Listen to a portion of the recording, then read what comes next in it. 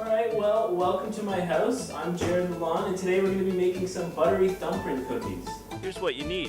1 cup of flour, 1/4 cup of ground walnuts, 1/4 teaspoon of salt, 1/2 cup of unsalted butter, 1/2 cup of sugar, 1 egg, 1/2 teaspoon of vanilla extract, 2 cups of finely chopped walnuts, and 1/4 cup of jam. For starters, what we're going to do is we're going to preheat the oven to 350 degrees. Okay, and then next we're going to need a small bowl, and we're going to whisk our dry ingredients together. Okay, the egg yolk. Try very carefully not to break the egg yolk, because we're going to need the egg yolk and not the egg whites. We use the egg whites later. Into the bowl for now, put the egg whites aside. Next we're going to add our little bit of vanilla and our butter and our sugar. We're just going to mix those ingredients together. Now you want to be careful because when the butter's a little soft, it tends to fly all over the place. And we're going to roll the dough into 12 balls about 1 inch in size. What you're going to do is just take it and you're going to want to stick them in the fridge. Alright. So these have been chilling for about an hour. And actually, I don't know if you can tell at home, but they're nice and solid now. What we're going to do first is we're going to coat the balls in egg whites, and then you're going to plop it in your crushed walnuts. And you want these a little bit bigger than you did the first time. You can see these are just going to toast nicely on the outside. Now for the fun bit. What you need to do next is take your thumb and you're going to push down. Make a nice little indent. And don't worry if the cookie breaks apart a bit, you just mold it back together. So you want a nice little pit in each cookie. So what you do is you just drip the jam down into each little compartment. And don't worry if you spill it a little bit, it just means there's more on the cookie. We're going to throw them in the oven. You can put both trays in at the same time, just cuts down the cooking time, means you can enjoy them a lot quicker. Alright, checking my watch, they're just about done. Got my festive hat on, company's coming over soon, let's take these babies out. Oh, perfect.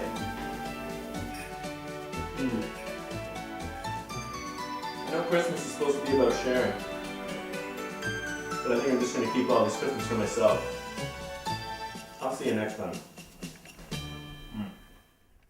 Thanks, Jared. Winter provides a wide range of outdoor activities. Some Canadians have turned this frozen fun into Guinness World Records. Students in London, Ontario hold the record for the most snow angels, as 60 schools made 15,851 of them in February 2004. Canada is host to the world's largest naturally frozen ice rink. The Rideau Canal is 7.8 kilometers long. It has a maintained surface equivalent to 90 Olympic-sized skating rinks. And Canada Post holds the record for collecting the most letters to Santa. In 2006, over 1 million letters and over 44,000 emails were collected. 11,000 Canada Post volunteers responded to each and every letter. But these days, writing letters is not as common since texting has become so popular. And with winter on its way, what could be better than texting-friendly gloves? They are now available thanks to Lincoln McCardle of London, Ontario. He grew tired of dropping his iPod in the snow while fumbling to change songs through thick winter mittens. That's why he invented Twittens. Twittens are just like winter gloves, but with one major difference. The material covering the thumb and forefinger peels back, exposing the digits necessary for texting. McCardle has reached a deal with a Belleville manufacturing company that is now rushing to fill orders at the price of $19.99 a pair. With lots of presents comes lots of garbage. Everything from wrapping paper to ribbons ends up getting thrown out. Reporter Natalia Buya will show you what you can do to make it a greener Christmas this year. The weather outside may be frightful, but the shopping is so delightful. Around this time of year, people can be found canvassing the malls for special gifts for loved ones, but many may not pay attention to the impact the holidays have on the environment. The Recycling Council of British Columbia says wrapping paper and other holiday waste leads to an extra 545,000 tons of garbage during the festive season.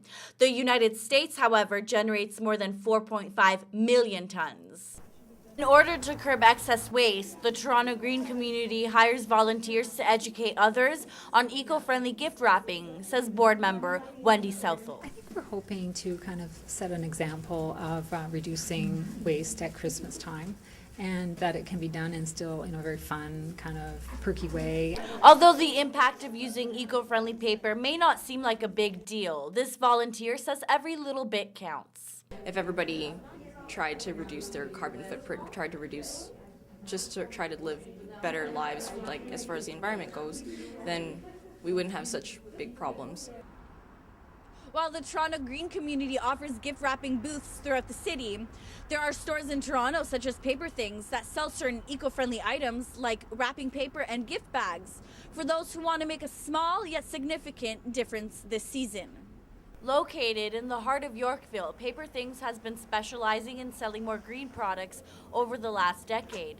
Assistant manager and buyer Corianna Sherwood says 70% of all paper they sell is recyclable. I'd say the only thing about getting in the recycled lines is it's hard to find Canadian-made recycled, but I'd say all of the lines do come from the States, but at least it's available. Sherwood says eco-friendly cards and wrapping paper are some of the most popular items. So instead of dreaming of a white Christmas, better make it a green one. Natalia Bouya, Humber News. When we come back, we take a look at some of the hottest movies of the season and a more peculiar way some people like to celebrate during the holidays. All that and more after the break. TV screenwriter Daniel O'Keefe and first appeared on a 1997 Seinfeld episode. A Festivus for the